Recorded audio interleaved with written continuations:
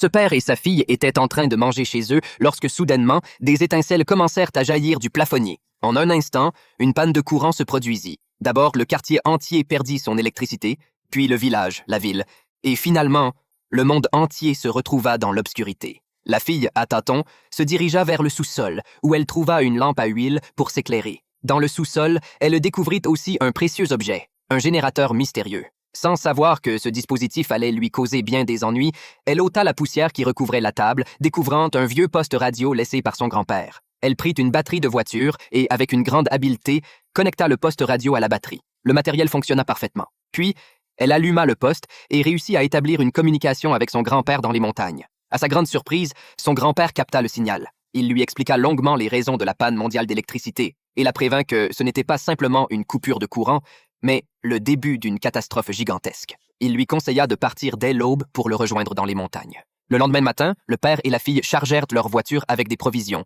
puis se rendirent au supermarché pour faire des réserves. Là, ils découvrirent que tout était en chaos. Les gens se battaient pour de la nourriture, paniqués à l'idée de mourir de faim. Après avoir réussi à acheter ce qu'ils pouvaient, le père et la fille se dirigèrent en voiture vers la maison du grand-père dans les montagnes. Mais en arrivant au pont, ils constatèrent qu'un accident de voiture avait bloqué la circulation. Les véhicules évacuant la ville étaient coincés sur le pont. À la tombée de la nuit, le trafic n'avait toujours pas repris et ils furent contraints de prendre un détour par les chemins de montagne. Cependant, après avoir roulé longtemps, ils réalisèrent qu'ils n'avaient pas quitté la montagne. La fille commença à se demander si son père n'avait pas pris un mauvais chemin. Alors qu'elle s'apprêtait à lui en parler, son père, concentré sur la route, se laissa distraire. Dans un réflexe pour éviter de percuter le véhicule qui le précédait, il tourna brusquement le volant. La voiture dévalant la pente, les deux se retrouvèrent plongés dans l'inconscience.